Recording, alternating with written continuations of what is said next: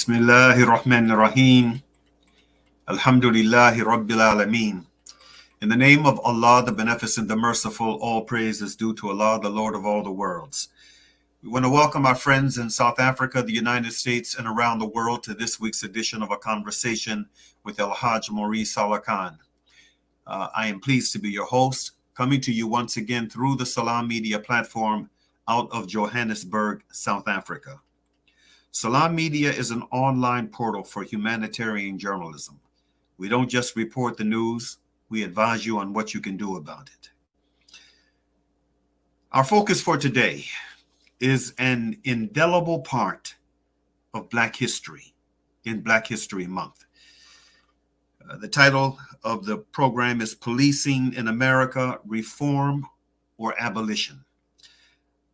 Now, before we introduce our guests, I want to show a piece of video that that reflects a case that has captured national and international attention.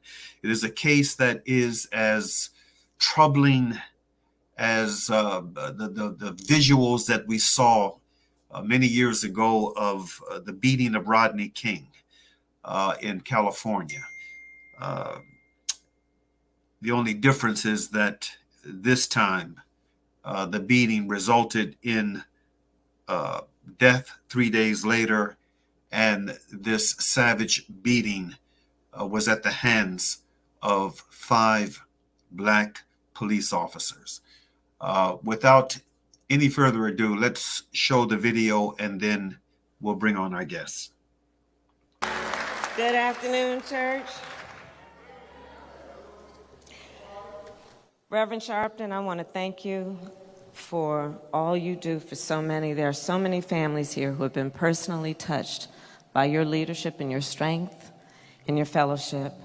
Reverend Dr. Lawrence Turner, thank you for welcoming us. Keisha Lance Bottom, Mitch Landrew.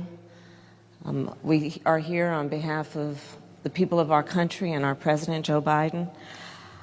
And we are here to celebrate the life of Tyre Nichols.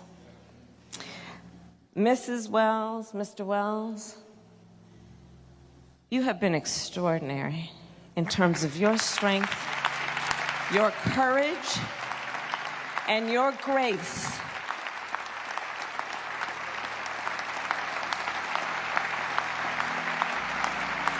And we mourn with you, and the people of our country mourn with you. And I I'm going to be very brief. Mothers around the world, when their babies are born, pray to God when they hold that child that that body and that life will be safe for the rest of his life. Yet we have a mother and a father who mourn the life of a young man who should be here today. They have a grandson who now does not have a father.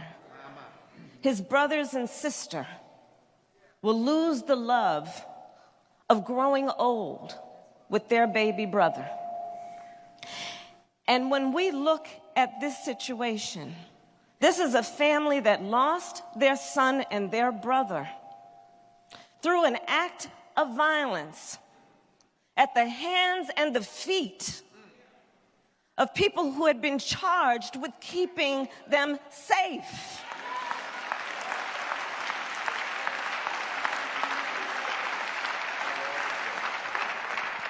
And when I think about the courage and the strength of this family, I think it demands that we speak truth. And with this, I will say, this violent act was not in pursuit of public safety. That's right. It was not in the interest of keeping the public safe, because one must ask, was not it in the interest of keeping the public safe that Tyre Nichols would be with us here today?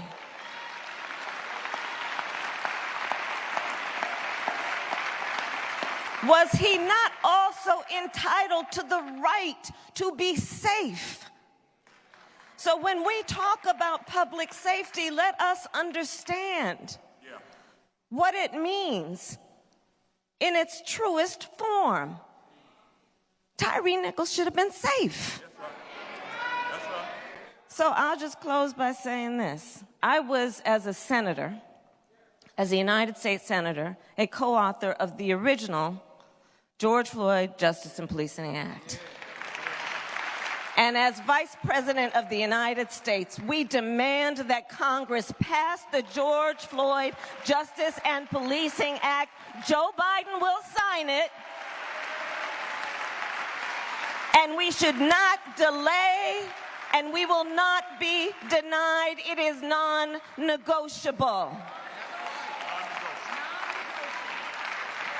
And with that, I'll just, Pastor, if you don't mind, one of my favorite verses in Scripture is Luke chapter 1, verse 79,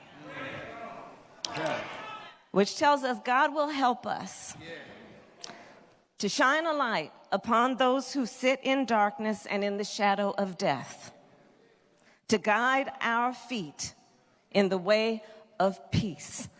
Let our memory of Tyre shine a light on the path toward peace and justice. Thank you.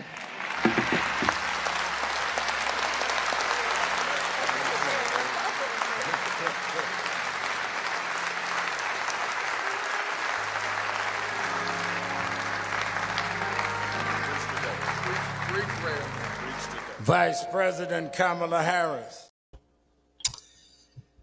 Yes, indeed. That was from the funeral service that just recently took place for Tyre Nichols in Memphis, Tennessee. And with that, we want to introduce today's guests. Clearly, this program was inspired by the homicide of Tyre Nichols. Just one of so many. In fact, within the days of Tyre Nichols' homicide, there were a number of other homicides in different parts of the country. Ronald Hampton, our guest for today, is no stranger to this platform. He's been with us on a number of occasions. We have him back today for this very important discussion. And given the nature of this discussion, I want to share with our viewers, especially those who have not had the opportunity to hear from Ron Hampton, who he is, a little bit of his a bit about his background to really underscore how qualified he is to engage in the type of conversation we're going to engage in today. Ronald E. Hampton retired from the D.C. Metropolitan Police Department after 23 years of service as a community relations officer. He received honorable recognition for his outstanding work with the citizens of the 3rd Police District in Washington, D.C., in crime prevention, community participation, and relations.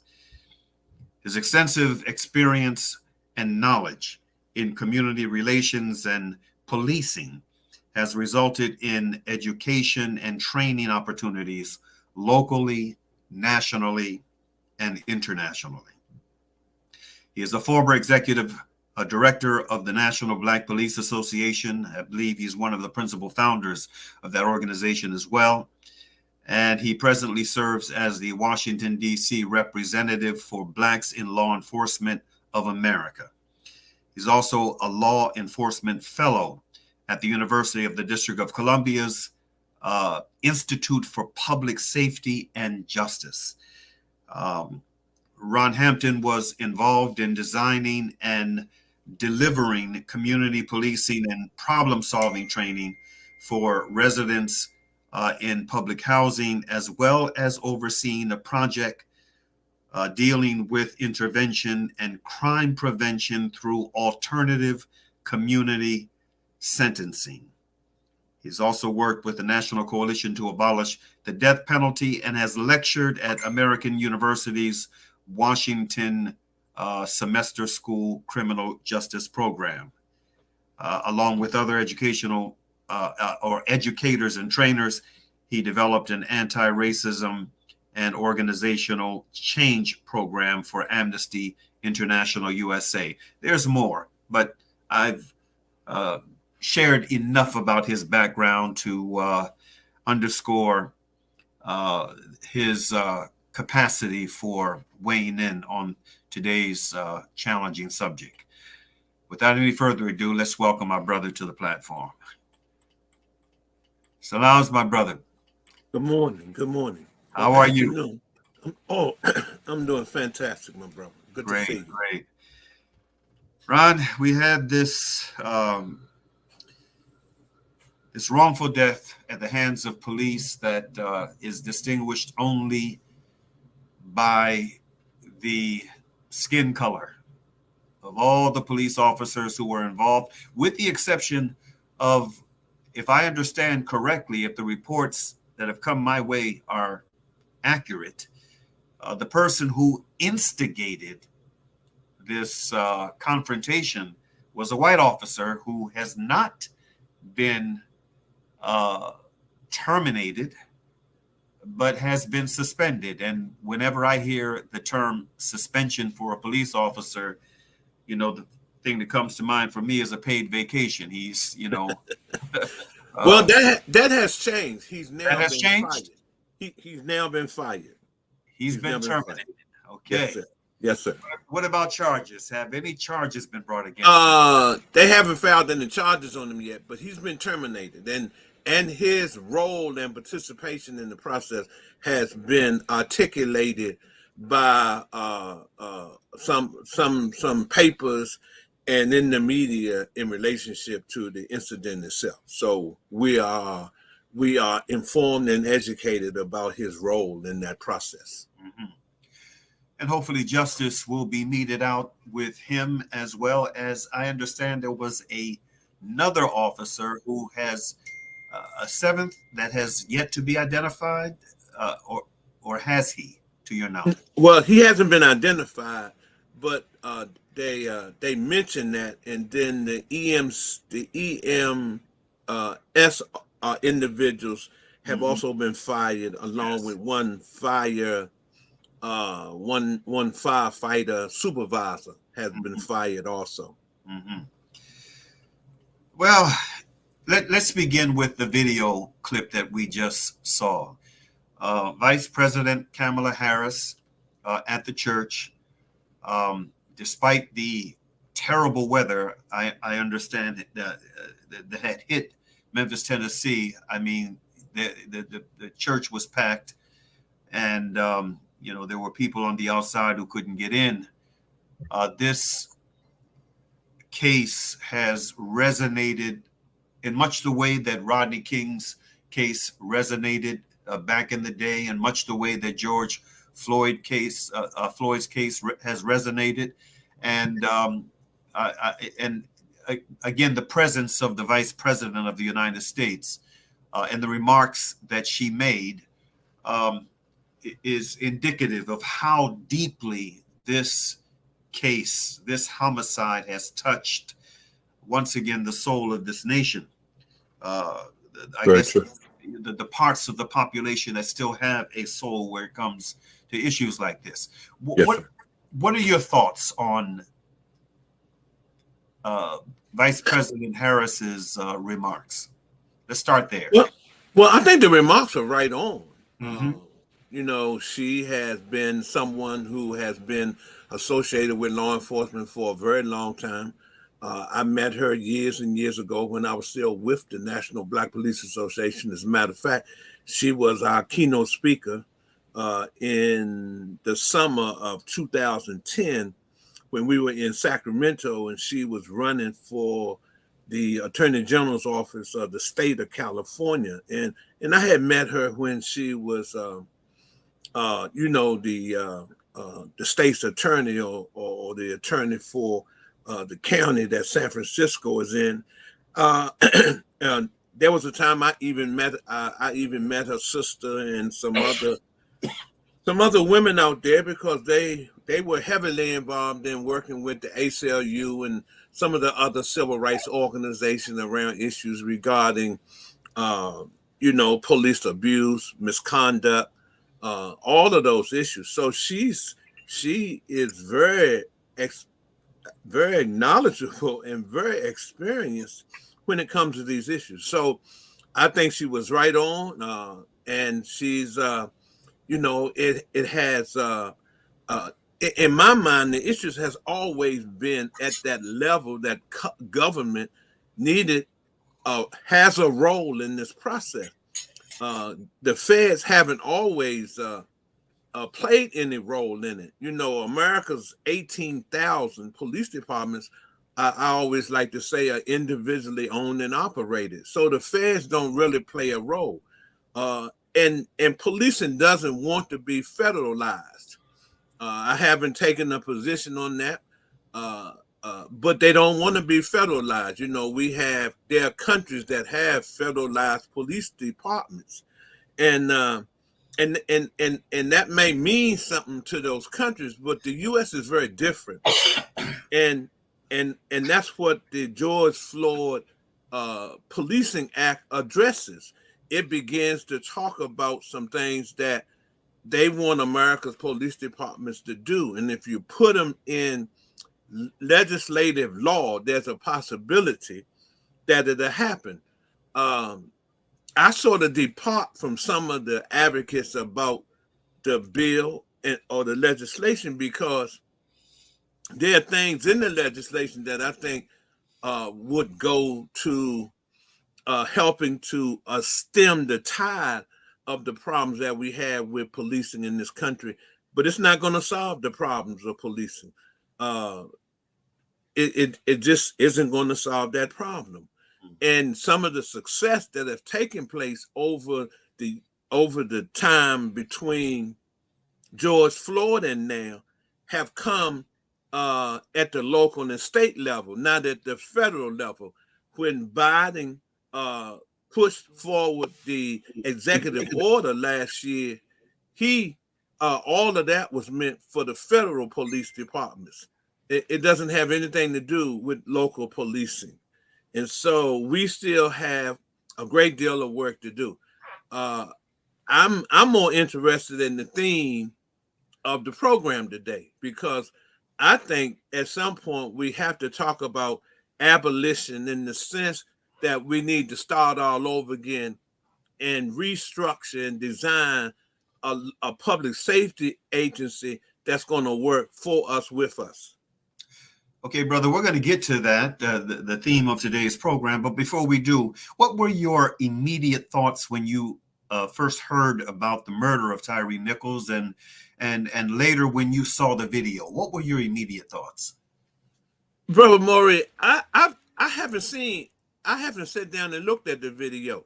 What happened was I was asked, you're familiar with WHUR radio and Harold Fisher and them. They asked me to come on the radio the night that they released the video. And there was a colleague who works with DC Justice Lab here in the city, and they do a lot of work around this issue too. He wanted to play it, and then he was going to talk about it. So I chose, like my colleague, to just listen to it. I didn't want to see it. And immediately listening to it, I thought about Rodney King. I thought about George Floyd. I thought about all of the sisters and brothers and individuals that have lost their lives at the hands of police in this country. Listening to it immediately took me to Rodney King. As I was listening to it, I was visualizing the beating that was taking place just simply because he ran, because that's what it was. Let's be honest. It made me think about what happened after Rodney King's beating and the lies and the developing of the lies to justify a probable cause so that they would have been justified in doing what they did to Rodney King. That took place in the Tyre Nichols case. After they beat him, then they got together to pull together the probable cause, the reason why they did what they did.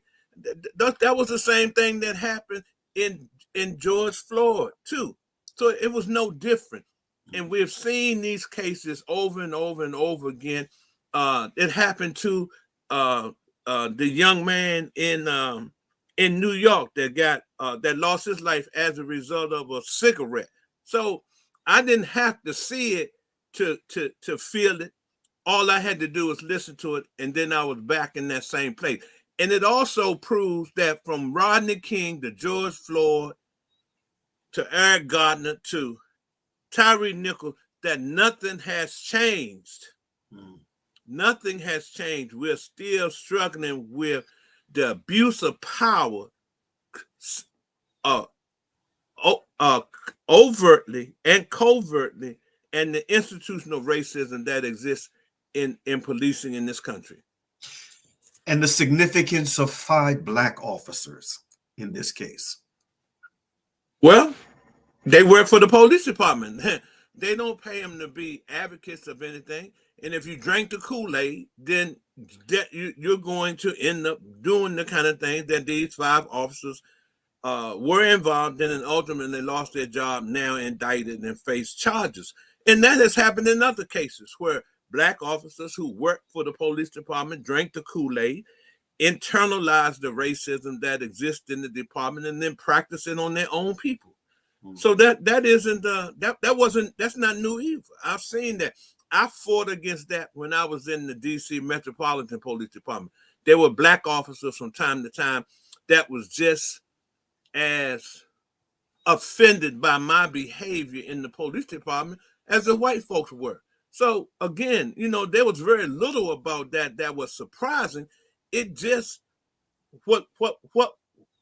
and we wouldn't be having this conversation if it wasn't captured on the cameras that the officers had, as well as the cameras on the pole in the community. That's right. And it also points up the arrogance of power that happens in institutions like policing in this country. So we have to do something about it. But Brother Mauri, I'm not convinced that this is a watershed moment, because we thought Rodney King was watershed. We thought George Floyd was a watershed moment. We thought the young brother in Florida, we thought that there was some lessons to be learned from that, and it was going to stem the tide of police misconduct and deaths at the hands of police officers. I'm not convinced yet. Mm-hmm. Now, there are some who have drawn inspiration by the fact that the police chief moved as quickly as she did. And my understanding is that this is an African-American police chief. I haven't seen a photo of her yet. She is. And she's relatively new to that position. Well, she's relatively new to that position, but there was a time she was in Atlanta, and she was over and in charge of a unit in Atlanta called Red Dogs, which did the same thing that the Scorpion unit did in Memphis. So she's been around for a while, and I mean, I salute her. But if you understand what happened, she saw the tape. She was probably one of the first people to see the tape. She was also one of the first people to read the statement that they wrote in relationship to developing the probable cause that for the incident that happened on the street. It did not jive. The statement didn't jive with the video, and in reality, she did the right thing, and I applaud her. But she was also covering her rear, because it was no way she could justify, and they could justify, the actions of those officers. When you look at that tape, when you look at it from beginning to end, you can't justify that. So she did the right thing, and we salute her for that. But her behind was also on the line for that, because she could not justify that. It was indefensible across the board from beginning to end. So yeah, and then when those things happen, that's the right decision to make. And then let them go to court, charge them, let them fight for their life, because Tyree Nichols fought for his with truth. He was complying throughout the whole incident.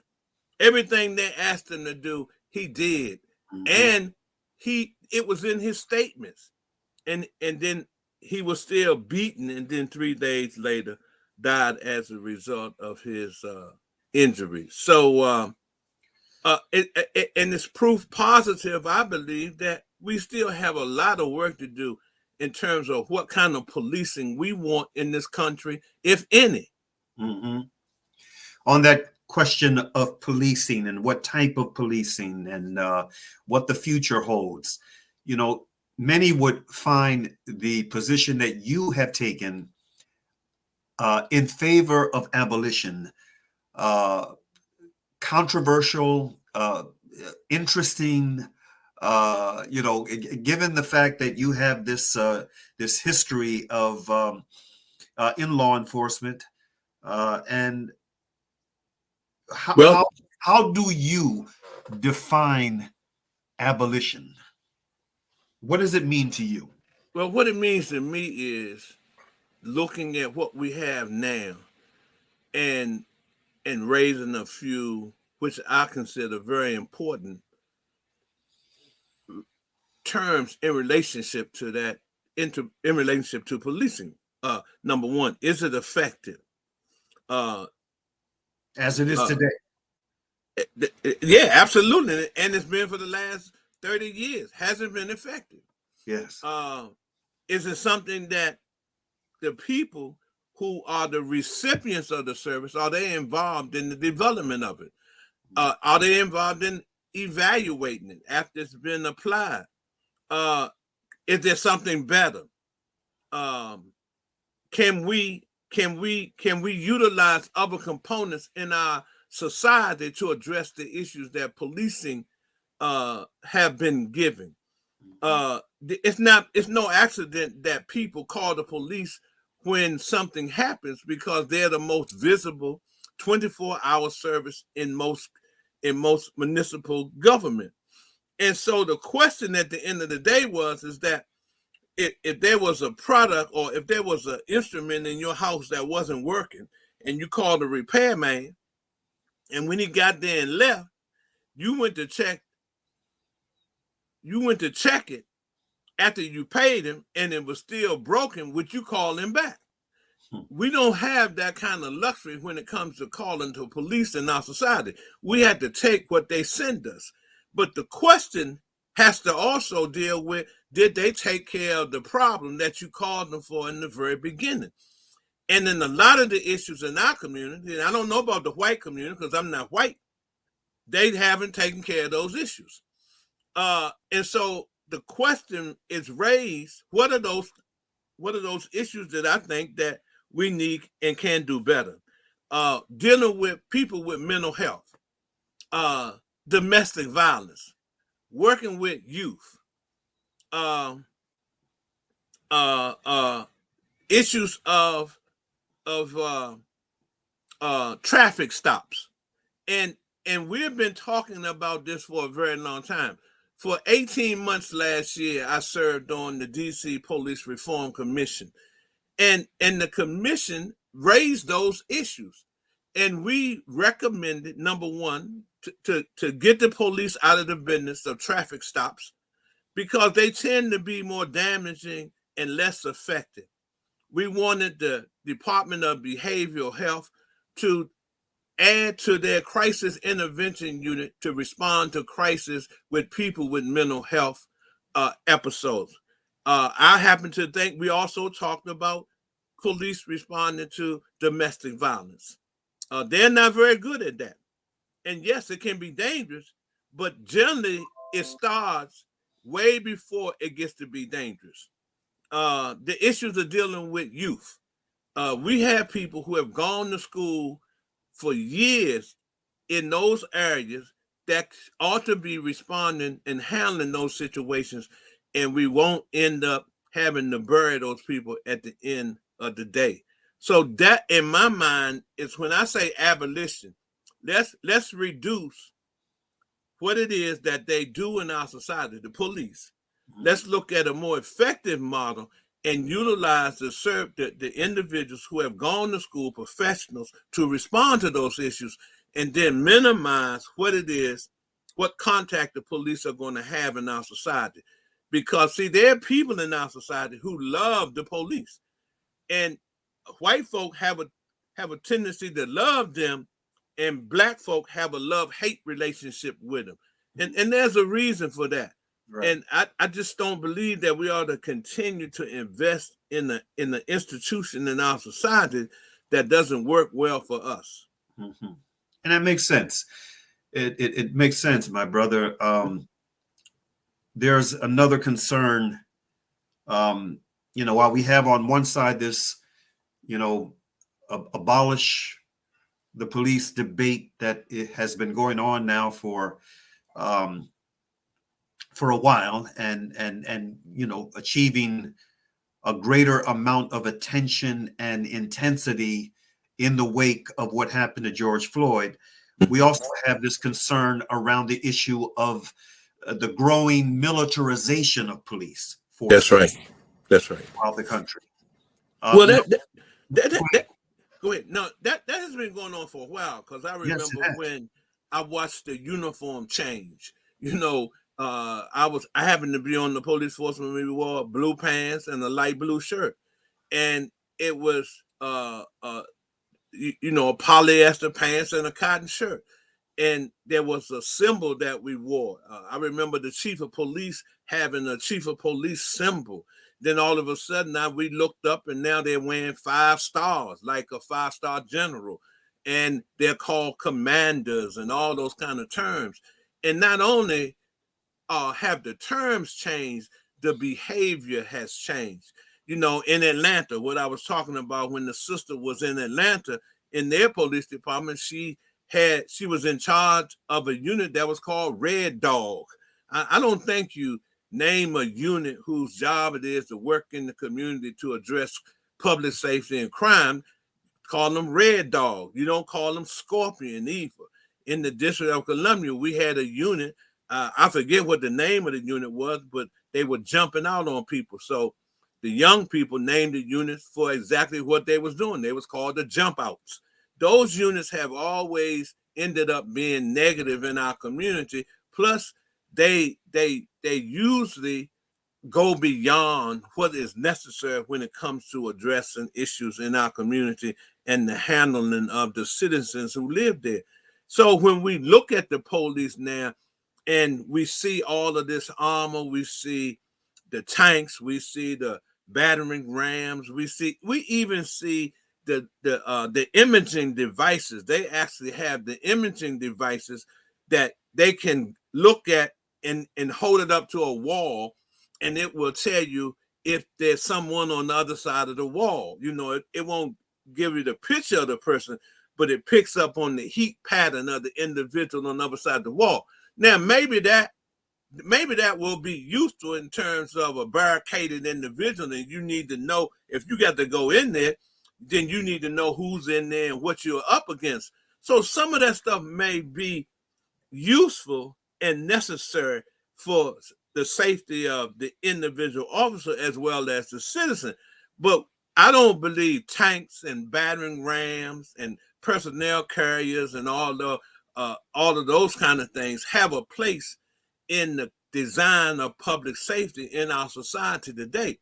But see, all of that equipment was being used by the military, but when it became surplus, they offered it to police departments. And police departments took them up on that stuff. And then the next thing you know, we started seeing the change in uniform, the change in titles, the change in tactics and what they were doing.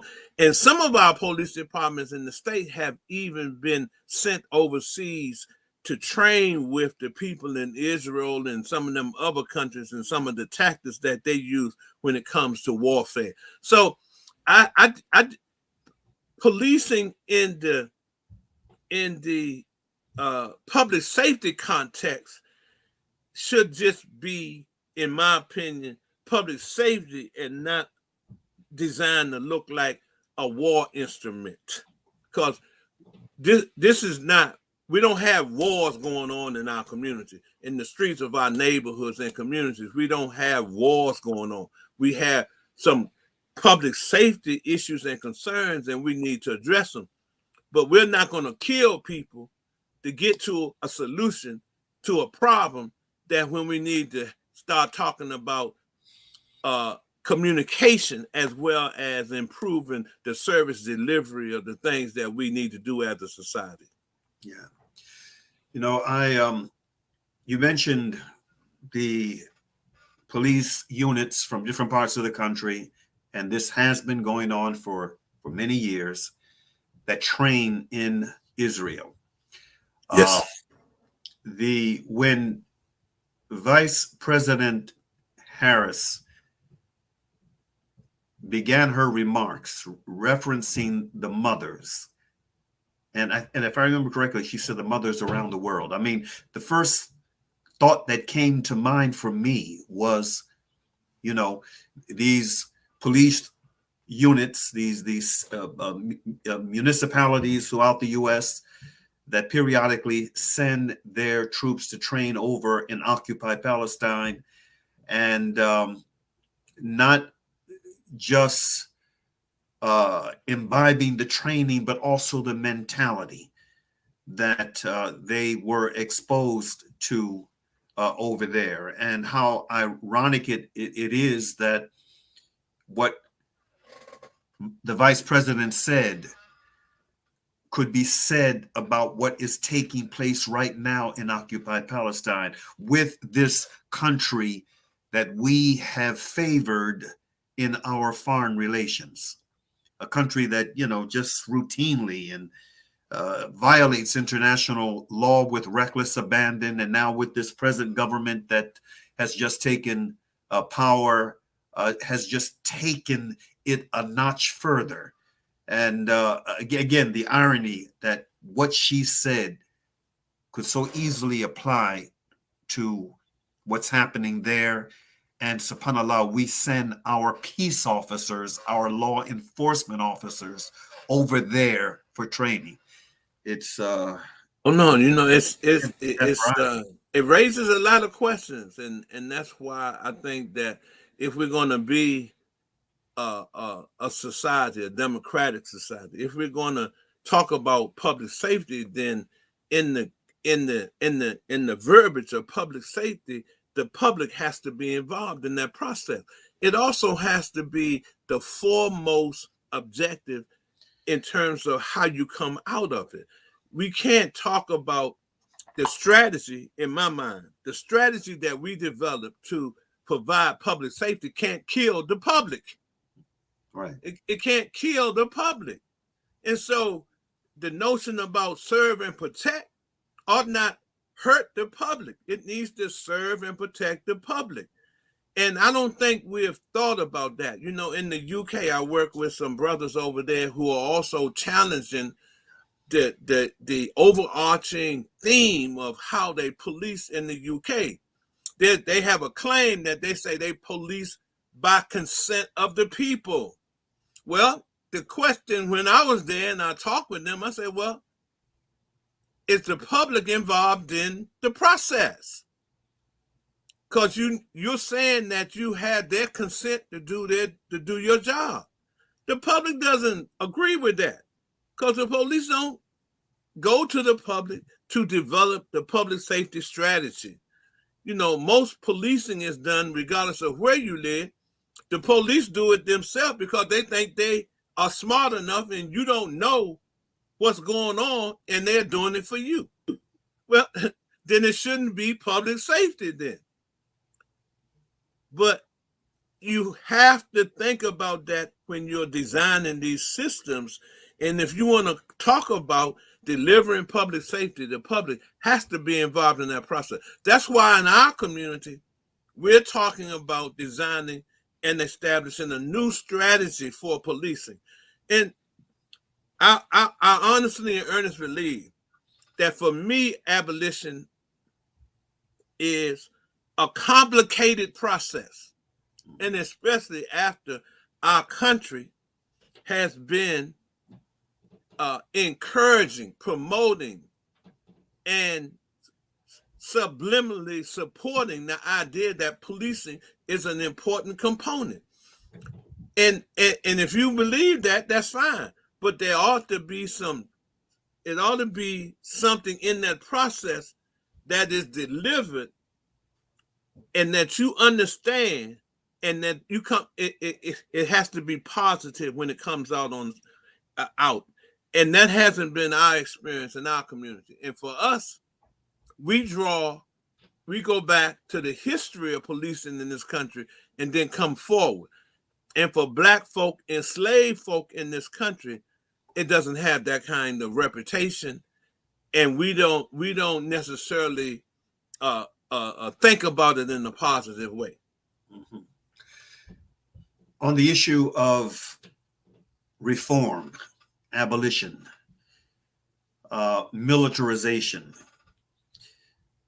there's a controversy that has recently erupted because of a large piece of property that is being developed. If I'm not mistaken, it's in the Atlanta area, somewhere in Georgia. Okay. Are you familiar with that project and the controversy surrounding it? It's this huge training camp that they want to build, and oh no, I haven't heard about that, bro, Mauri. Oh yeah. I'll send you something on it. Okay. No, I haven't heard about that. I haven't heard. Yeah. It's. I haven't studied it as closely as I need to and I intend to, but I've been, getting little pieces and bits of information, and I've been putting them aside to get back to later. But it's a tremendous amount of controversy. On one hand, you have these young folk primarily who are justifiably concerned about the trees that are being cut down in order to build this site, this training ground for police. Okay. So you have that tension that is going on, and then on the other side, you have the concerns, the also legitimate concerns around this representing another level of militarization of police, and the concerns connected to that. Well, I know one of the things that I haven't heard about that, but I know one of the things that's going on right now in our country, and I think it's a legitimate concern, and that is that their police departments have fallen way below their recruitment levels or their actual levels of manpower, and so a lot of the main police departments in this country are recruiting. They're in a very aggressive recruiting mode to get people in the departments, and some are even like the department that I came from, and some of the neighboring police departments. They're offering what they call sign-in bonuses to get people into the job. Here in the city, they're offering $20,000 at one. If you get accepted into the department, you get the 10. And then after you've been on for a while or finished the academy, then you'll get 10 more. They're even offering $6,000 to help you with getting housing and all that in the city, because legitimately the housing market in our city is unbelievable. So there are other police departments, some of the neighboring police departments that are offering $10,000. But at the bottom or the crux of all of this is the issue that people, young Black folk, I know, again, because I'm not white, but I know young Black folk aren't looking aggressively at joining law enforcement agencies just because of the reputation and how they have come to know and what they know about these agencies. So that's a struggle that they're having. And I mean, I think it's important that our young Black men and women consider law enforcement careers, because change is not going to happen as a result of the outside advocacy. Change happens as a result of inside and outside. And having people a part of those agencies with the knowledge of what those agencies represent to their people and the desire to change them is an important component in our society. And so I want to see some join, but I also want them to be educated and knowledgeable about what it is that to expect when they get there. And don't drink the Kool-Aid. Yeah. Just don't drink the Kool-Aid. That you can go to work every day and do a job and work in your community, be very successful at it, but don't drink the Kool-Aid. Mm-hmm. Yeah. You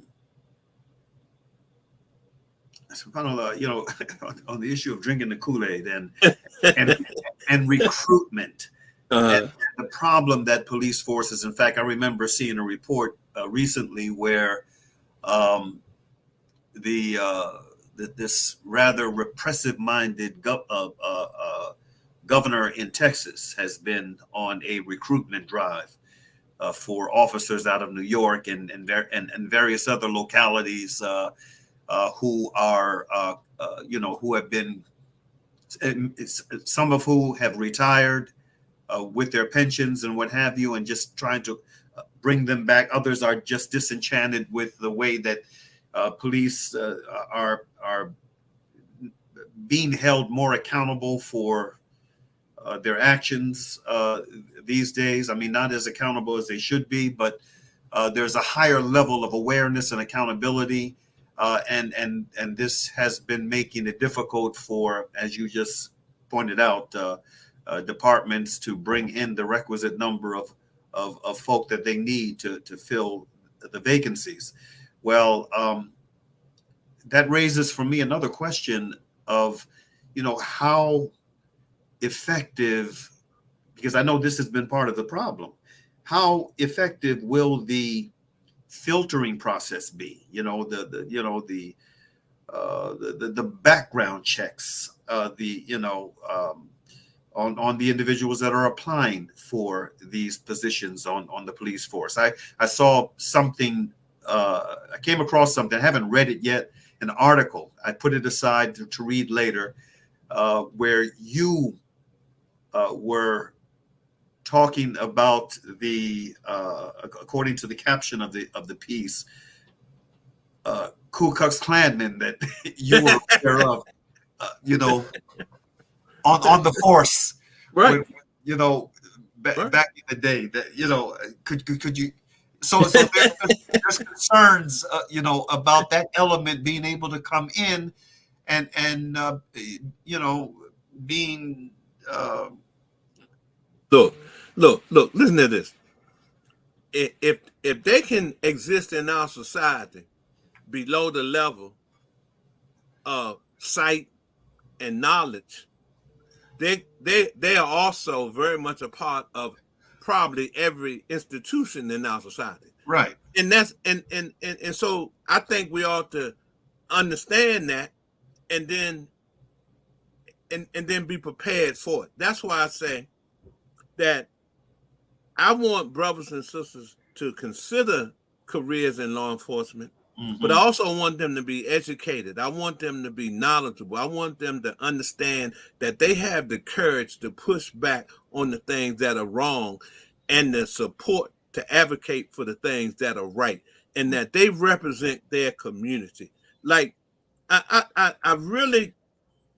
was really touched by the comments that Reverend Sharpton made in Memphis about Memphis being the place where Dr. King spoke and had his last sermon at that same church.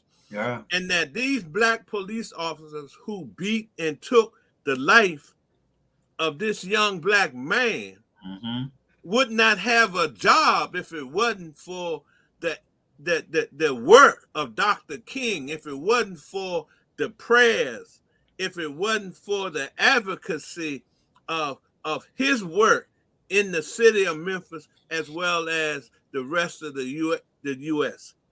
And yet, They didn't understand the connection between that and their role as police officers and what that meant to our people.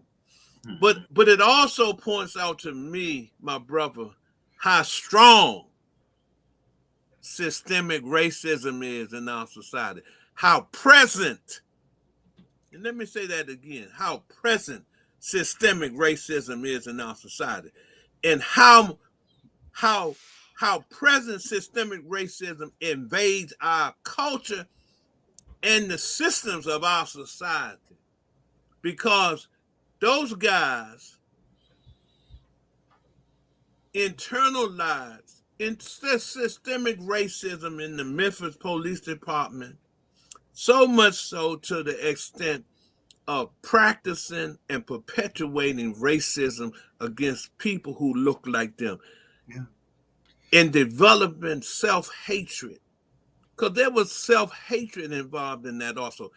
Because they would not have treated a white kid like that, because they would have been afraid to do it because of the repercussions.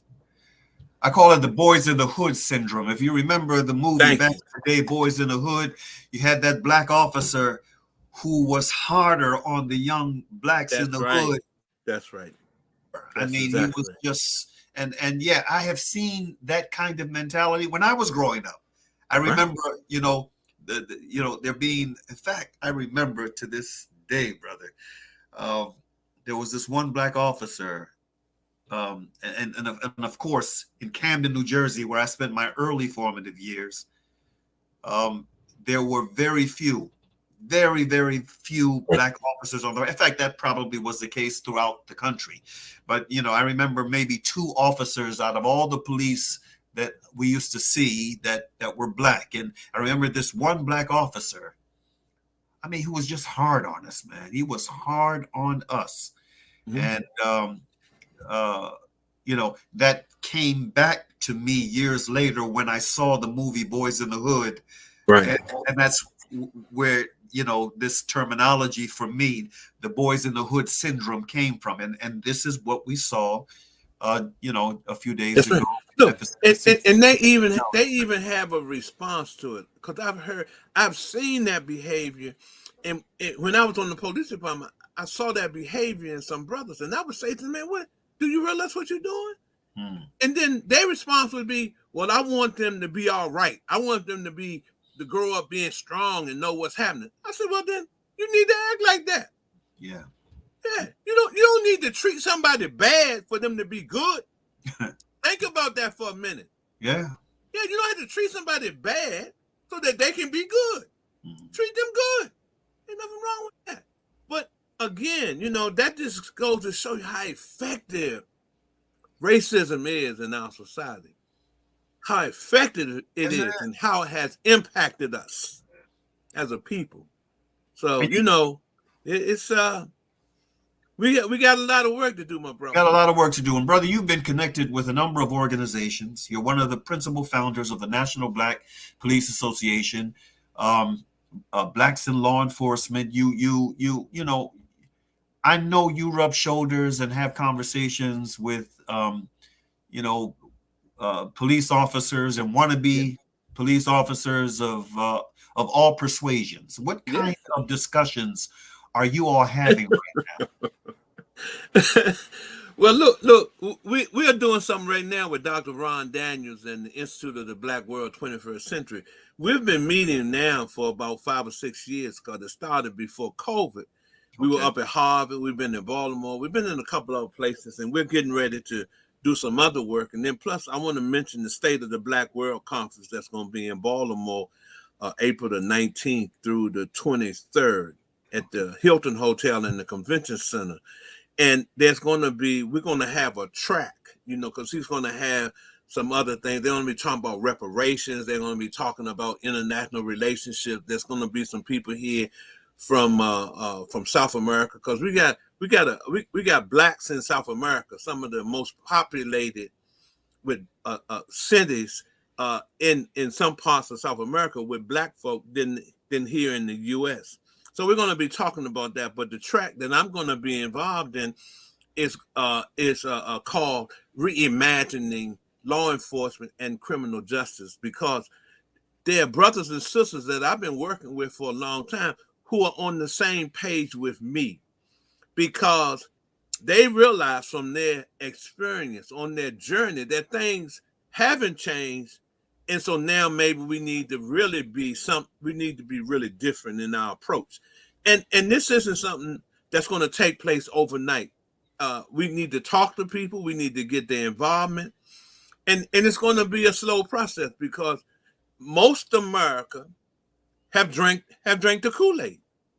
And they believe what is out there. And so the only way to bring them back is to educate them about the process. And in that education process, they get to be involved in the development and the designing of the system, because the question has to be, what do you want? If you're not satisfied with what we have now, what do you want? And then they had to be willing to be involved in the process. You can't sit at the table.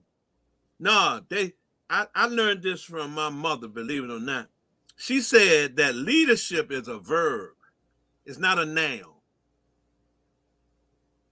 Leadership is a verb, not a noun.